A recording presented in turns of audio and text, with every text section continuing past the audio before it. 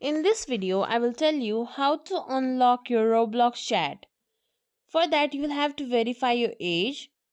And to verify your age, there you will find this pop-up message about let's check your age. Then simply click on unlock chat. Then it will ask you the permission to access your camera so that it can verify how old you look. Simply click on access camera. After that, the camera icon will open.